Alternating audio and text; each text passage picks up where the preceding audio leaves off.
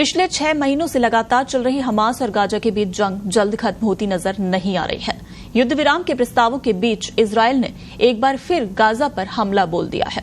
Israel ने Gaza के दीर अल बलाह और नुसीरत शरणार्थी कैंप को निशाना बनाते हुए कई हवाई हमले किए हैं और इस हमले में कम से कम 14 फिलिस्तीनियों की मौत हो गई है, जबकि कई लोग गंभीर रूप से घायल बताए जा रहे हैं।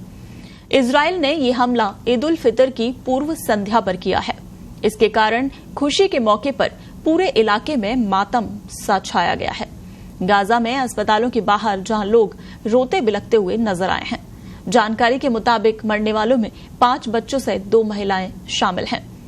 एक फिलिस्तीनी अबू मोहम्मद यूसुफ ने बताया कि कैंप नंबर 2 में इजरायल ने नरसंहार किया है। इसमें मेरा भाई, उसकी बेटियां, उसकी पत्नी सहित कई लोग मारे गए हैं।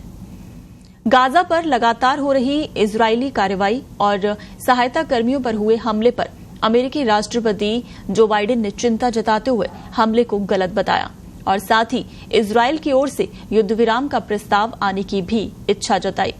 रिपोर्ट्स की माने तो इजरायल की ओर से लगातार हो रहे हमले ने गाजा को मानवीय संकट की ओर धकेल दिया है। यहां 80% से ज्यादा आबादी विस्थापित हो गई है। 1 मिलियन लोग भुखमरी के कगार पर पहुंच गए हैं। फिलहाल इजरायल और हमास के बीच संघर्ष विराम कराने के अंतर्राष्ट्रीय प्रयास काहिरा में हो रहे हैं। इसमें मिस्र के अधिकारियों के मुताबिक हमास और इजरायल के सामने एक नया संघर्ष विराम प्रस्ताव पेश किया है। इसमें लड़ाई में 6 सप्ताह के विराम के साथ साथ इजरायल में कैद करीब 700 फिलिस्तीनियों के बदले हमास से 40 इजरायली बंधकों की अदला बदली शामिल है। हालांकि प्रस्ताव में इजरायल ने ज्यादा बंधकों को रिहा करने की मांग उठाई है।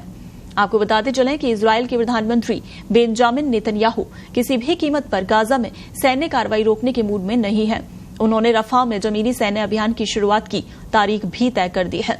रफा में 13 लाख से ज्यादा विस्थापित फिलिस्तीनियों ने शरण ले रखी है।